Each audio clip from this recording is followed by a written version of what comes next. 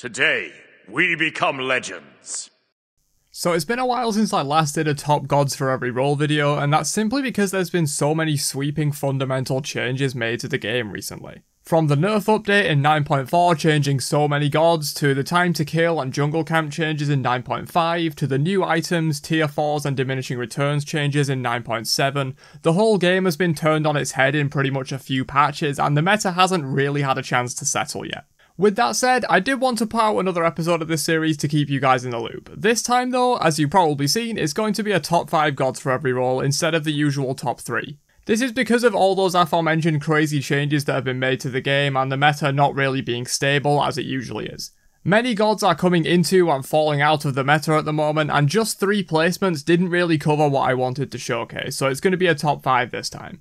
Let me know how you like this format versus the top 3 format, and if I should continue this as a top 5 or return to top 3 as usual. As always, this list is based on a combination of ranked stats, SPL play, and some of my own experiences with the game, but without further ado, let's jump in. So first up we have the supports, which is probably the most stable role at the moment, but even they are falling into and out of the meta like hotcakes. My first support pick is Khepri, who's been performing really well lately, and with the heavy burst meta we're in, that ult is always going to be valuable, and while his root was hurt slightly by the DR changes, he still remains one of the strongest supports there is right now. Next up is the ever-present Yamoja, who in the right hands can just do disgusting things that no other god can do. The Omi system, allowing her to cast several abilities one after another and kind of concentrate her power exactly where she needs it, will always be super strong, but she does demand more from the player using her than a lot of other support picks do. Next up we have Xingqian, who despite being nerfed pretty hard by the DR changes with his 2 now DRing itself, he still remains a really strong support. That 50% basic attack damage reduction is crazy against a lot of the top picks right now with all these auto attack junglers running around, and he just has really solid CC in general. Atlas is my 4th pick, who is just devastating right now. The slow immunity on his charge is really huge in the current meta against picks like Nemesis. His 2 remains one of the strongest basic abilities among all supports. I mean, that thing just straight up kills you if you don't have beads and you get hit by it. This guy is definitely a top support right now in my opinion.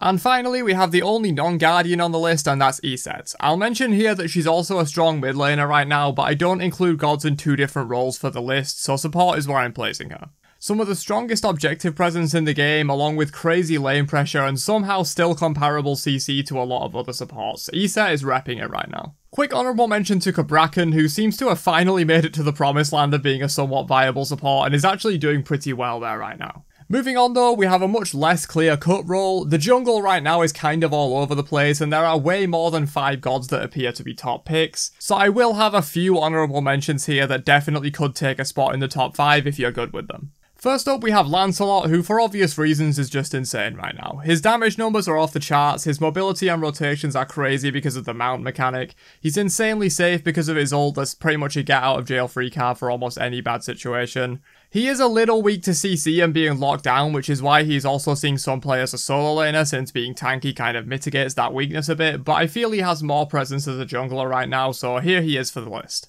But you can definitely make an argument for him being top 5 in solo as well. Nemesis is next, who works really well with the current item pool, abusing Golden Blade and Eye, with the new Heavy Executioner being perfect for her playstyle as well. The time to kill changes also helped her out a lot, making her ult more valuable, and in a burst meta, Nemesis really excels by just being able to target select with her ult and delete someone. Speaking of countering the burst meta, Raven does that really well, and he's my 3rd pick for the jungle right now.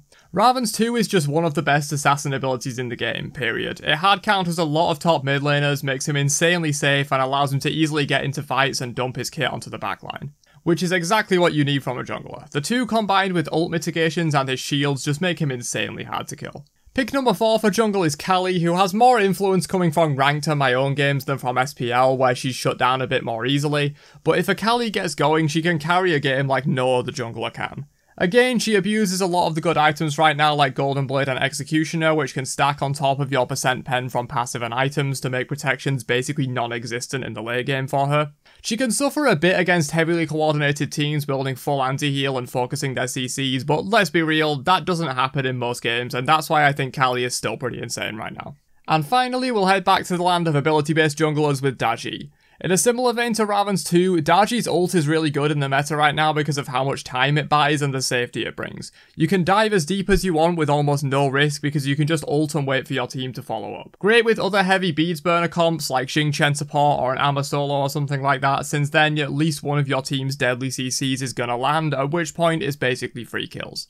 Honourable mentions for the jungle go to Osiris, Ratatoska and Pele. If you're good at any of these picks, they'll definitely still do really well for you right now, and it was hard to choose between these and the top 5. But moving on to some mid laners, this is another role that had an absolute ton of viable picks at the moment, and it was hard to choose just 5 here. First up though, we have Yu Huang, whose turnaround from Elise has been kind of insane. The combination of several buffs and people figuring him out a bit more has rocketed him into the top spot for the mid laners.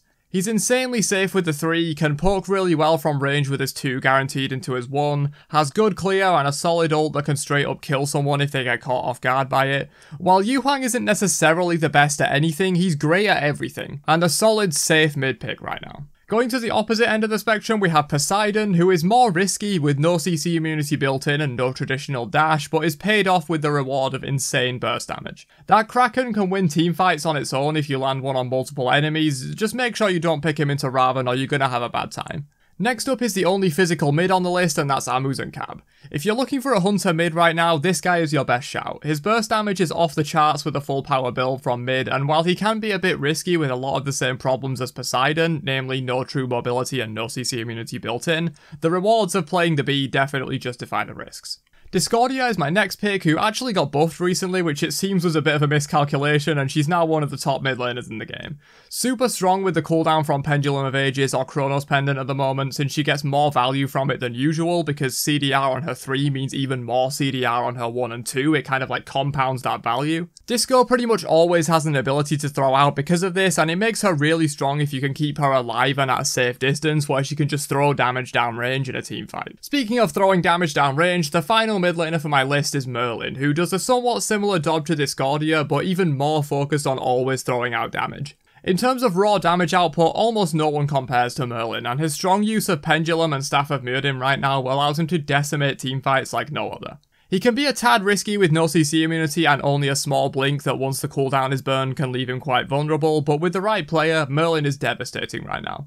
Honourable mentions for mid go to Baba Yaga, Iset and the Morrigan, who again are very close to top 5 in my opinion, and if any of these 3 appeal to you more than the ones in top 5, go with them and you'll still do great. But moving on to the solo lane with yet another Arthurian menace, we have King Arthur, who's back on top of the meta once again. His outright abuse of Glad Shield, which is one of the strongest solo lane item options right now, is a large part of this, but just in general always having an ability up is pretty strong it turns out. He spikes insanely hard in the mid game and starts rotating for teamfights and Gold Fury pushes when he's at his strongest, and just spin to win on the backline and you'll be good. If you're more into auto-attack solo laners though, I got you covered. Bellona is really solid right now with some of the strongest lane pressure there is that allows you to build a lead super early on, and if you know how to use and abuse that lead by proxying and invading enemy back camps on cooldown, she can be a real menace.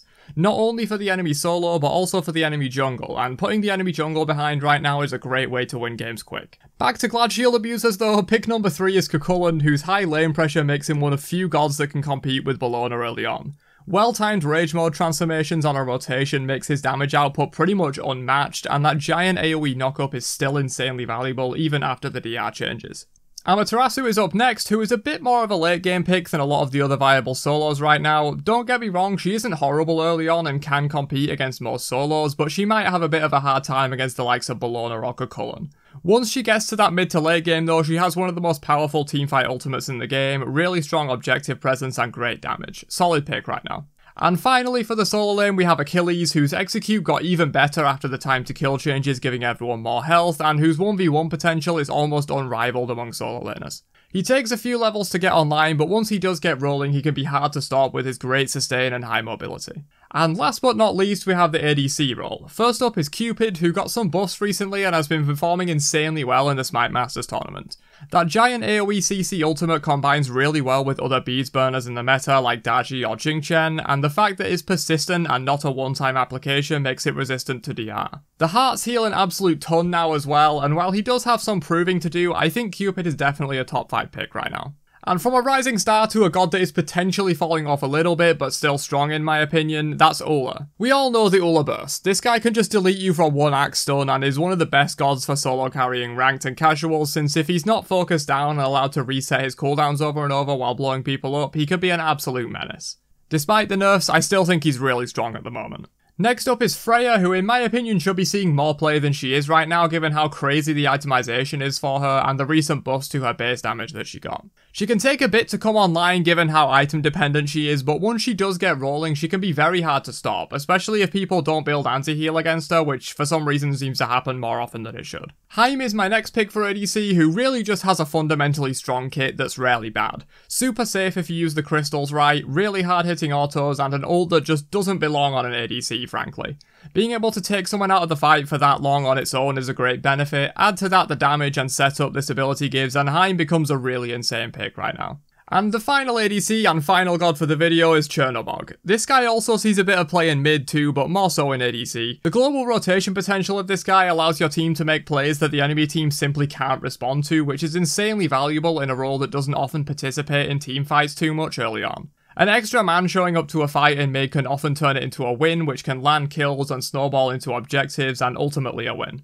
But that's all I got for the top 5 gods for every role in patch 9.7. As I mentioned in the intro, the meta is flipped on its head right now and these picks could change very rapidly as changes are made and or new strats are discovered, but do let me know if you prefer the top 5 format instead of top 3, and I'll catch you guys in another one later on. Have a great day, and peace out you nerds.